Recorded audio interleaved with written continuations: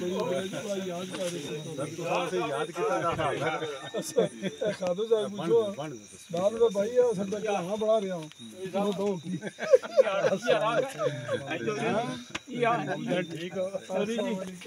ये हाल है विकास साहब की भाई ये हाल है पता चला बाहर ना खिलाया मैं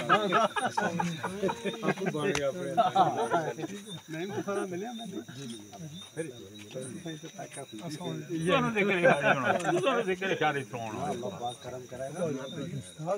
सर्विस ही वाली ना रिटायर हो गया इस वास्ते माइक अच्छा पहले रखना सी इस वास्ते आ गया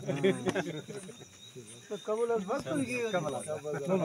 दे फर्जा से देखी तो आए तीसरा नहीं लेट निकली आज लेट होने पर आया भाई टाइम की कवरेज की एक मिनट ऐसे देख दी ये जॉर्ज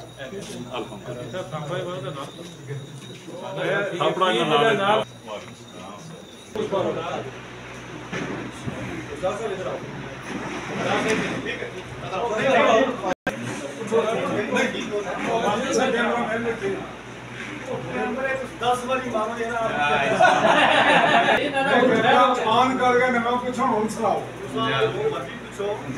क्वेश्चन करना लेकिन माड़ी के गल छोड़े हां जी सुनाओ जी असल गए था रियाज सागर में बेटे की शादी पर अच्छा मेरे जुबान साहब होए अपन दोस्त भी हैं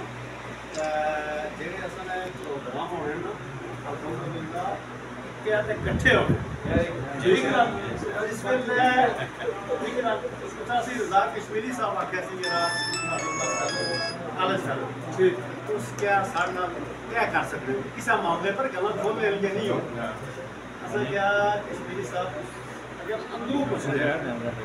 तो फिर ते कबल वक्त गल कर रहे हो आज असल की पॉजिटिव रिजल्ट ना दिया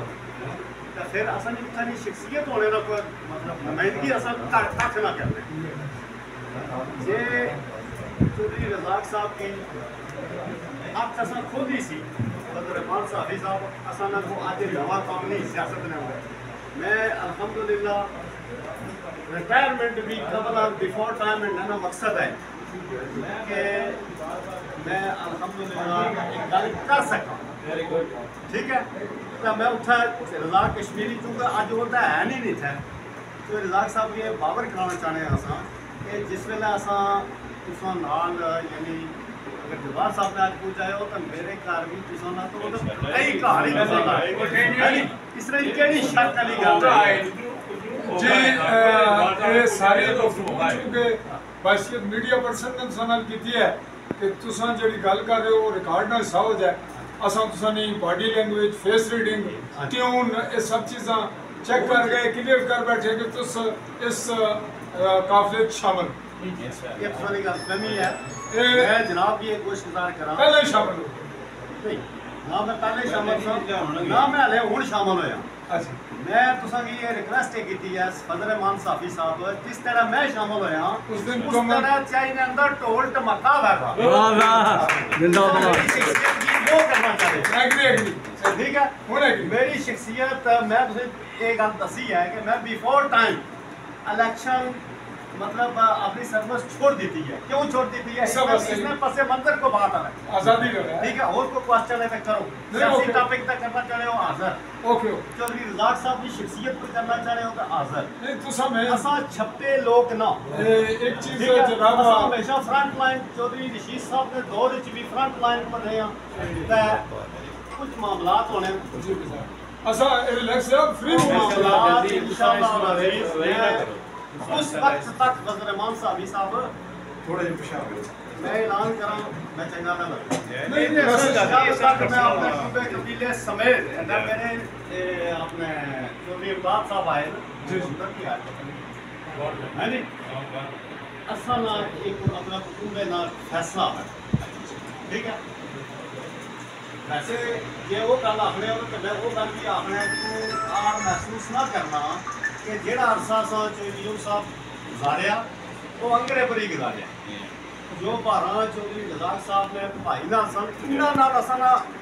सियासी कंप्रोमाइज़ नहीं मेरी जात नहीं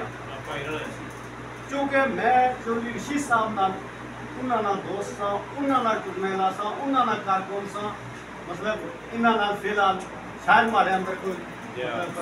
गिले शिकवे हो, वो अस भाइयां गिले शिकवे हो सकने लेकिन दूरियां नहीं। इस तो अलावा को और गल करना चाहूँगा जनाब ये असा सारे वास्ते गिले शिकवे बजा और मेरे दोस्त और मेरे किसी दोस्त चोई साहब कहना वकील मलियाउल्लाह चौधरी अकरम ने वाला चौधरी अकरम साहब अस वेले नौजवान सा जिन्ना कम उम्र बिल्कुल उठनी जवानी स्टेज पर तकरीर की सी चौधरी सोबत साहब फिर थावड़ा लिया मुर्गा भी ना रखा फिर बरिस्टर साहब फिर नूर हुसैन साहब मैं फिर मुकम्मल साथ जा गए सियासत चू आउट हो गया खुद अज भी आउट हाँ लेकिन जी गल अगर इन्होंने की है ना मैं भी वही अगर उपर की जनाब अस भी तुसाने काफिले नाल माइंड बना चुके हैं लेकिन बाज़ाब्ता शामिल होंगे बस वही गल उन्होंने की है अल्लाह खुश रखे ऐसा भी नहीं दिल मिले इस तरह